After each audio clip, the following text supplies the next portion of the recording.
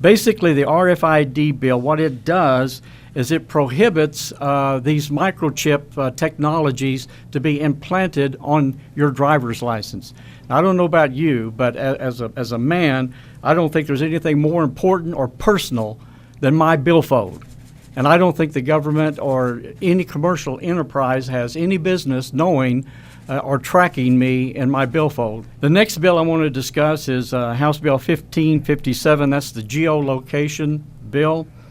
And what it does is it protects your cell phone. It doesn't apply to any other technology like tracking devices that companies put on their bulldozers, and, to keep people from stealing them, or if they steal them, they can track them.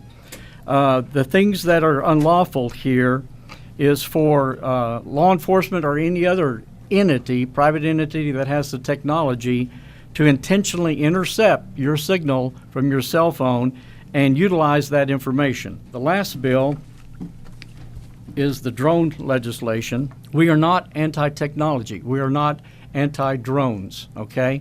That technology is here, and it's only going to develop. Matter of fact, it's going to develop so rapidly within the next decade, it might be available to you. You might be able to buy a drone. So our legislation gives some protection of personal liberties when it comes to drone technology.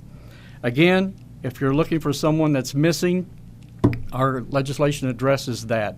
Even a private entity that has drones can also join the hunt for a lost person, and that is addressed in our legislation. We're not prohibiting that.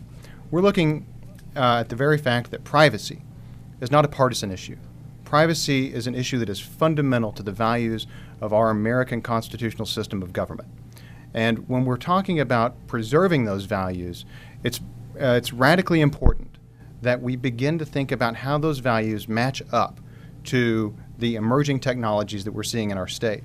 I think one of the very first things that you might hear whenever folks talk about drones or cell phone tracking or RFID chips, and it's something that, not long ago that I was even in that position, is that this is very speculative and that we're peering off into the distant future. And perhaps, we're being overreactive to these technologies.